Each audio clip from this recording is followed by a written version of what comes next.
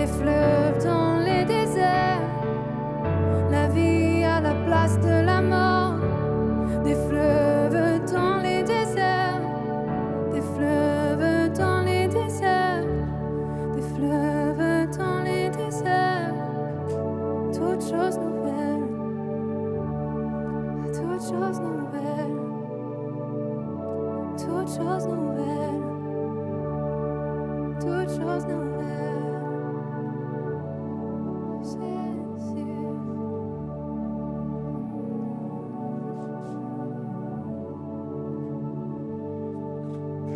J'aimerais simplement rebondir sur ce qui a été chanté sous la pression, en fait sous ce que Dieu veut faire ou fait dans nos vies quand il y a une pression. C'est vrai qu'il y a des choses nouvelles qui reviennent, des choses nouvelles qui sortent, il y a quelque chose de nouveau qui vient dans nos vies. Et c'est vrai qu'on est dans une saison où Dieu presse son peuple. Dieu se révèle aussi à ceux qui ne le connaissent pas encore. Il y a comme cette pression, cette main douce du Seigneur qui pousse et qui dit « Mais je suis là et ce que je veux faire avec toi, c'est quelque chose où ce qui est ancien, tu peux le laisser derrière et ce qui est nouveau, tu peux l'embrasser, tu peux marcher dedans, tu peux prendre ça pour toi. Il y a des choses nouvelles dans nos vies qui sont en train de naître. » Et dans ce que j'aimerais partager en fait aujourd'hui, cette thématique de l'espoir qui est plus fort que la déception. Et je crois que cet espoir envers et contre les circonstances, c'est vraiment quelque chose de nouveau que Dieu fait dans nos vies. De ne pas s'attarder à ce qu'on voit avec nos yeux humains, mais de regarder ce que Dieu est en train de faire dans nos vies. Cette assurance, cette identité qu'il est en train d'établir chez chacun d'entre nous. Et une chose dont je suis aussi également profondément sûre, c'est que dans cette période qu'on vit, en fait, Dieu veut nous redonner l'espoir. Il veut relever l'espoir, l'espérance dans nos vies. Que malgré les circonstances, même si c'est difficile de se projeter dans l'avenir, même si c'est difficile de faire des projets, et c'est vrai qu'au GCL, on a beaucoup de jeunes qui sont là, qui sont aux études, ou alors qui finissent leurs études et qui se disent « Mais qu'est-ce que je vais faire après ?» Il y a beaucoup d'incertitudes, mais là, Dieu veut nous donner l'espoir. Il veut nous redonner l'espoir et l'espérance que lui seul peut nous donner. J'aime bien ce proverbe africain qui dit que l'espoir, c'est le pilier du monde. 2 passages dans Jérémie 29, 11 qui sont juste extraordinaires. En effet, moi je connais les projets que je forme pour vous, déclare l'Éternel, projets de paix et non de malheur, afin de vous donner un avenir et de l'espérance. Et ce deuxième passage dans Proverbe 23, 18 qui dit « Car il y a un avenir et ton espérance ne pourra pas être brisée. » Et que même si on est dans l'incertitude, même si on ne sait pas de quoi va être fait notre avenir, qu'on puisse vraiment proclamer ces paroles qui sont cette épée de la parole et qui ouvrent des chemins devant nous. Alors, la définition de l'espoir. Définition d'espoir, c'est le fait d'espérer. Attendre avec confiance la réalisation dans l'avenir de quelque chose de favorable que l'on souhaite ou que l'on désire. On pourrait dire, une illustration, ça pourrait être cette petite histoire d'un petit garçon qui se trouve dans un grand magasin et puis qui est au pied d'un escalier, un escalier roulant, et puis qui regarde la main courante, et puis il regarde attentivement. Et au bout de 5-10 minutes, il ne quitte pas des yeux cet escalator qui tourne, et voilà que tout d'un coup, un des vendeurs vient vers lui puis lui dit « Mais en fait, est-ce que tu es perdu? Est-ce que tu cherches ou tu attends ton papa ou ta maman ?» Et le petit garçon lui dit « Pas du tout, pas du tout. J'attends juste que mon chewing-gum revienne. » Donc en fait, il avait perdu son chewing-gum et puis il attendait qu'il revienne. Ça, c'est l'espoir. On ne voit pas les choses, mais on croit qu'elles sont là et qu'elles vont arriver.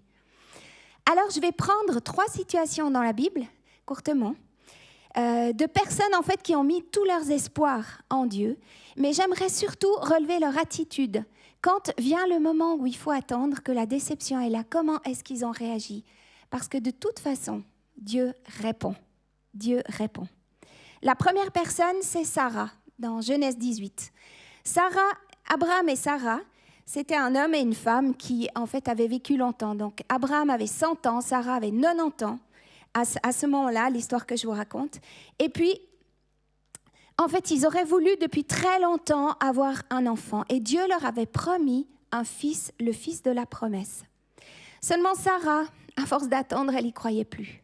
Elle disait, mais bon, j'attends depuis tellement d'années, comment est-ce que les choses pourraient se passer? Et il est dit, et c'est ça que je trouve intéressant dans Genèse 18, 11, que Sarah ne pouvait plus espérer avoir des enfants. Donc là, on était dans une situation où il y avait réellement plus d'espoir. Et elle avait peur d'y croire, en fait. Cette femme, comme on peut s'identifier tellement de fois, on se dit, mais je préfère pas me réjouir ou pas espérer, parce que comme ça, je ne serai pas déçue. Et je pense que ça, en tout cas pour moi, c'est quelque chose de concret. Et je pense que ça peut l'être pour beaucoup d'entre vous. Et à un moment donné, l'Éternel a dit à Abraham, il est venu avec 2 hommes, ils étaient 3, ils sont venus, ils se sont approchés de Sarah.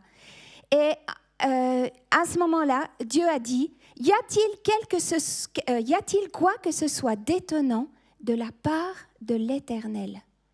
Au moment fixé, je reviendrai vers toi à la même époque et Sarah aura un fils.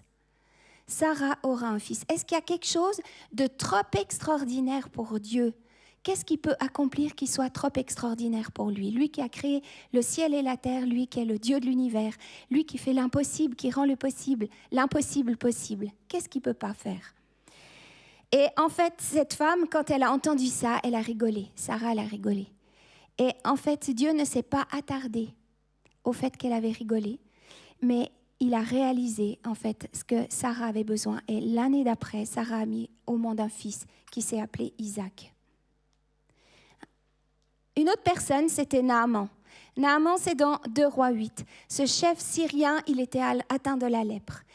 Et on lui a dit, un prophète dans le pays lui a dit, écoute Naaman, si tu veux être guéri, va te plonger 7 fois dans le Jourdain, le fleuve qui passait là. Et en fait, ce chef syrien, c'est intéressant ce qu'il s'est dit. Dans 2 Rois 5, 11, il est dit à lui-même, je me disais, il sortira en personne, il viendra vers moi, il étendra sa main sur l'endroit malade et il me guérira. Je me disais. Heureusement qu'un de ses serviteurs a eu une parole de sagesse qui l'a convaincu et finalement cet homme a décidé d'obéir à ce que Dieu lui avait demandé de faire. Il a été se plonger dans le Jourdain et il a été guéri. Et en fait, cet homme, il avait une idée de comment ça devrait se passer. Et combien de fois, nous, on est comme ça? On fait des plans, on se dit, voilà, moi je crois que ça, c'est juste, c'est la volonté de Dieu. On fait un plan, on se dit, voilà comment ça devrait se passer. Et puis, on avance, et voilà que tout d'un coup, les choses ne se passent pas comme on pensait. Et certaines fois, on pourrait risquer de passer à côté du plan de Dieu, parce qu'on est trop attaché à ce que nous, on aimerait, ou ce que nous, on pense. Mais Dieu est le même, et malgré ça, il a mis une bonne personne sur la route de Naaman. La troisième équipe, c'est 2 disciples qui se sont retrouvés donc dans Luc 24, c'est le passage 13 à 21. Jésus a été crucifié et mis dans le tombeau. Ça, c'est le contexte. Donc Jésus est mort, il a été crucifié, il a été enterré. Ça faisait plus de 2 jours qu'il était dans le tombeau. Et voilà que ces 2 disciples marchaient sur le chemin qui les menait à Emmaüs, un village qui était plus loin, partait de Jérusalem. Et ces 2 hommes, ils avaient vraiment le cœur qui était brisé, qui était cassé en morceaux. Ils venaient de perdre Jésus. Tout l'espoir et l'espérance qu'ils avaient mis en lui, en fait, il était perdu. Il était tombé. Croire en Jésus, c'était réellement aller à contre-courant et c'était risquer la persécution. Mais ces 2 hommes, ils avaient mis leur confiance en Jésus et ils y croyaient. Et toutes les promesses qui avaient été faites à son sujet étaient parties et mortes en même temps que sa mort. Et il est dit qu'ils marchaient sur ce chemin et ils discutaient ensemble, ils parlaient de ça. Ils disaient, oui, mais l'un à l'autre, il y a bien des bruits qui courent par rapport à une résurrection. C'est vrai que Jésus nous avait parlé de certaines choses, mais en fait, ils avaient le cœur trop lourd parce qu'ils ne voyaient pas les choses se passer vraiment. Et ils étaient troublés, ils ne comprenaient pas. Parce qu'il se rappelait aussi qu'une semaine auparavant, Jésus était rentré triomphant sur un âne dans Jérusalem. Et là, tout le monde l'avait acclamé, tout le monde l'avait applaudi, ils avaient jeté leurs vêtements par terre. Et en fait, là, ils se disaient, ce Jésus, ce Messie, celui qui a été annoncé, vraiment, il est là, tout concorde, tout s'aligne par rapport au plan qui a été prévu, tout s'aligne. Et voilà qu'à présent, ce Jésus, celui qu'ils attendaient comme libérateur, celui qui devait libérer Israël, le prophète puissant, après avoir été condamné à mort et crucifié, il reposait dans le tombeau maintenant.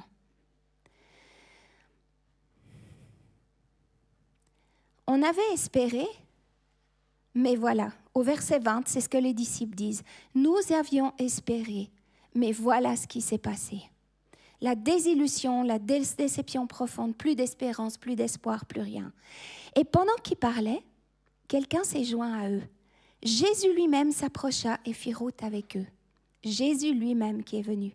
Non seulement Jésus s'est joint à eux, mais il a commencé à parler avec eux. Il leur a dit, mais pourquoi vous êtes aussi troublés? Pourquoi est-ce que vous êtes aussi tristes?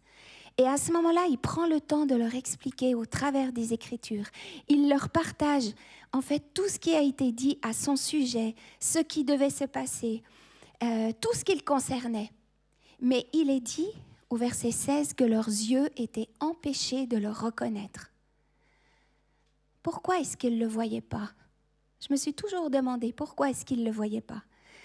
Et moi, je crois que quand on est pris dans une déception, quand on est pris par la déception, par la tristesse ou par le désespoir, parce qu'en fait, on ne sait pas où se tourner dans notre situation, on n'arrive plus à voir Jésus. On n'y arrive plus. C'est comme si nos yeux étaient obscurcis et qu'on continuait dans nos raisonnements, on continuait à partager, à parler en fait de choses qui se sont passées, pourquoi, avec les questionnements, avec ces choses-là, mais on n'arrive plus à voir Jésus. Et en fait, ce n'est que lorsque Jésus a rompu le pain et le leur a donné, que leurs yeux se sont ouverts et qu'ils l'ont reconnu. Ce n'est qu'à ce moment-là. Et à ce moment-là, ils se sont dit l'un à l'autre, mais est-ce que notre cœur brûlait pas au-dedans de nous? Est-ce qu'on ne sentait pas justement qu'il était là? On sentait que ça réagissait. Il y avait quelque chose quand il nous expliquait les Écritures. Il nous parlait de lui. Et en fait, quand on dit notre cœur ne nous brûlait-il pas au-dedans de nous? Lorsque Dieu te parle personnellement, quand dans ta situation, il vient te voir, dans un chemin où tout est bouché, où tu te dis, mais où est-ce que je vais aller? J'ai plus de chemin, je ne sais plus comment faire. Quand Dieu te parle, tu sens dans ton cœur que Dieu te parle. Il y a quelque chose physique, comme qui brûle dans ton cœur. Tu sens que c'est la vérité. Et en fait, je l'ai vu pour ma part aussi. Des fois, on entend et on sent que la vérité est là, mais on est tellement pris par nos raisonnements humains, par nos questionnements, qu'on n'arrive pas à donner foi et à écouter véritablement ce que Jésus nous dit.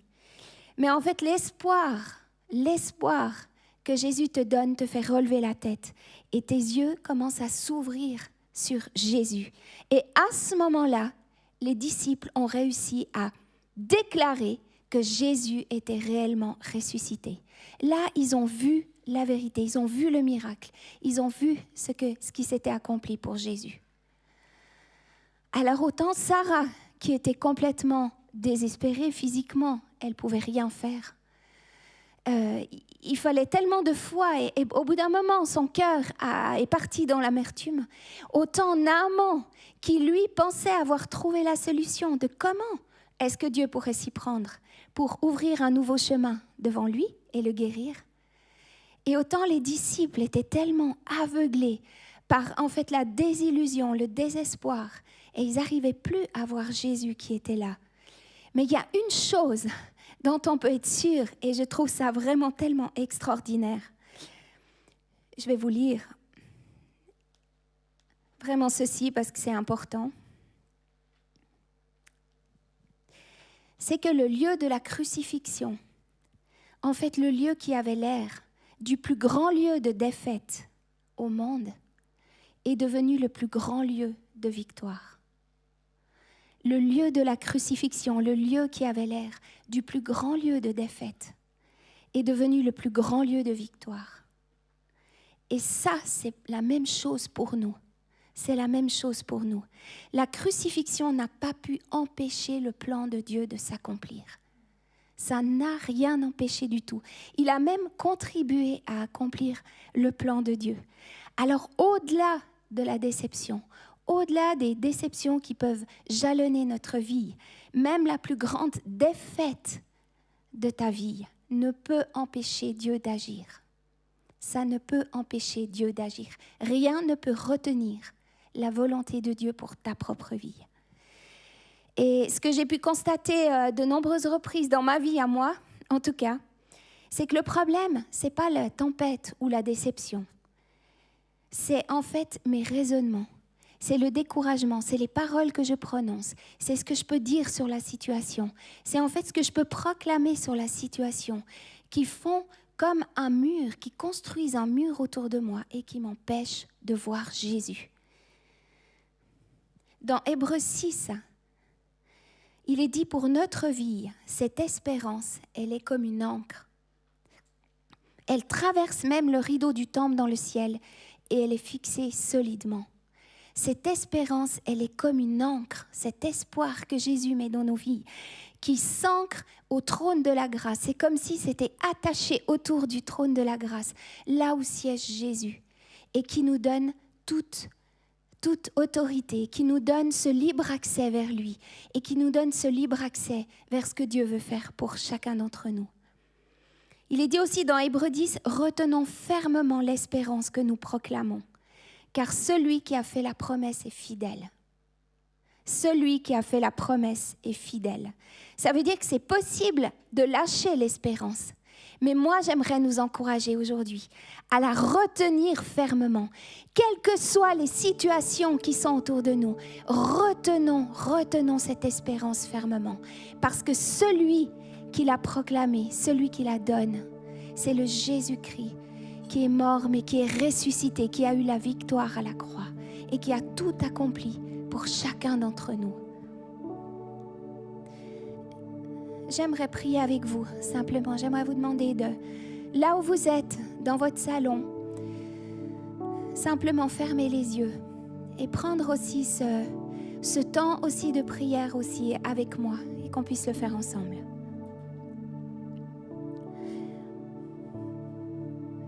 Seigneur Jésus, tu vois que pour certains d'entre vous, ça fait très longtemps que vous priez pour plusieurs choses. Et cette longue attente, elle vous a vraiment éprouvé. Vous n'arrivez plus à espérer quoi que ce soit. C'est trop difficile. Et tu te dis, j'ai fait tout ce que j'ai pu, mais il n'y a rien qu'à changer. Et pour toi, il y a de l'espérance. Tu es peut-être cette personne où tu te dis, mais comment est-ce que Dieu peut agir dans ma situation? Parce que j'ai prié, il me semble que par rapport à la suite, c'est comme ça que ça devrait se passer. Il devrait y avoir telle ou telle porte qui s'ouvre. Il devrait y avoir telle ou telle chose qui se passe. Et à ce moment-là, je pourrais entrer, je pourrais continuer. Et en fait, ma situation se transformerait. Mais en fait, il n'y a rien qui se passe comme toi, tu l'as pensé. Et en fait, tu ne comprends pas et tu es là bloqué, tu ne sais pas pourquoi. Tu as trop de questions dans ton cœur, dans ta tête. Et pour d'autres encore, les promesses, elles étaient là.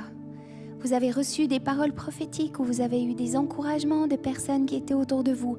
Vous avez demandé la prière. On vous a dit, voilà, là on croit, on met notre foi en action, on croit que les choses vont se passer de cette manière-là, à plusieurs reprises. Et en plus, les circonstances s'alignaient. Ça voulait dire que dans ta vie, tu avais le sentiment que les choses se mettaient de la bonne manière. Mais voilà que des événements sont survenus. Et en fait, tout l'alignement que tu croyais être juste s'est effondré et tombé par terre. Et tu te dis, comment est-ce que je vais faire? Comment est-ce que je vais faire? Comment est-ce que je vais m'en sortir? Comment est-ce que je vais arriver à boucler cette fin de mois? Comment est-ce que je vais arriver à retrouver telle ou telle chose? Et j'aimerais t'encourager, parce que malgré ton impossibilité à croire que ça soit possible, Dieu veut se manifester et faire l'impossible pour toi. je vois les choses qui commencent à bouger, les choses qui commencent à changer. Parce que Dieu ne s'arrête pas aussi à certaines paroles ou découragements qu'on a pu prononcer avec notre bouche. Mais lui, il va au-delà parce qu'il nous connaît, parce qu'il te connaît. Et j'aimerais te dire que Dieu ne t'a pas oublié. Dieu ne t'a pas oublié. Dieu dit qu'il n'y a rien de trop extraordinaire, de trop brisé, de trop impossible, que Dieu ne puisse rendre possible. Y a-t-il quoi que ce soit d'étonnant de la part de l'Éternel? Est-ce que tu es d'accord de t'attendre au surprenant, à l'étonnant de la part de Dieu?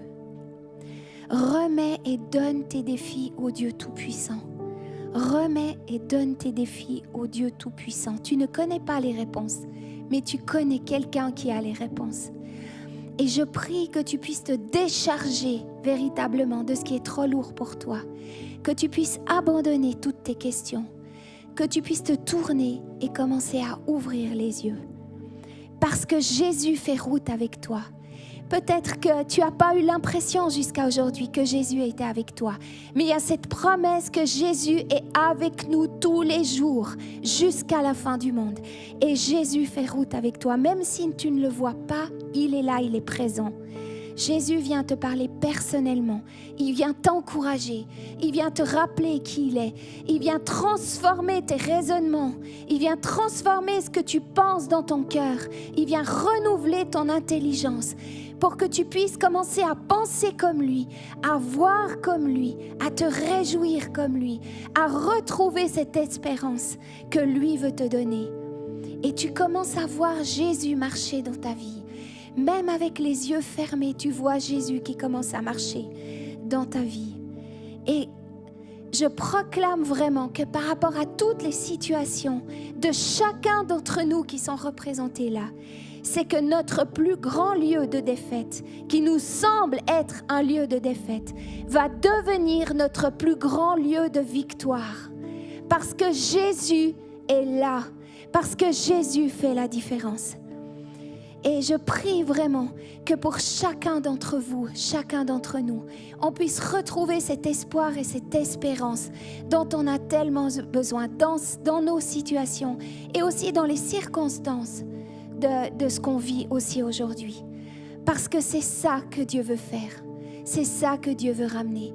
Relever ta tête et te dire lève-toi et commence à marcher. Parce que je suis à côté de toi. Je suis avec toi.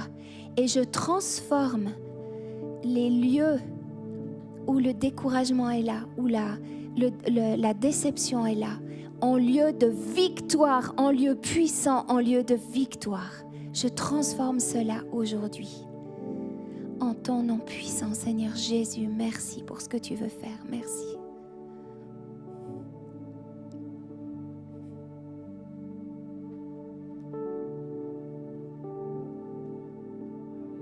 Merci Claire-Lise. Et dans cette même lignée, on aimerait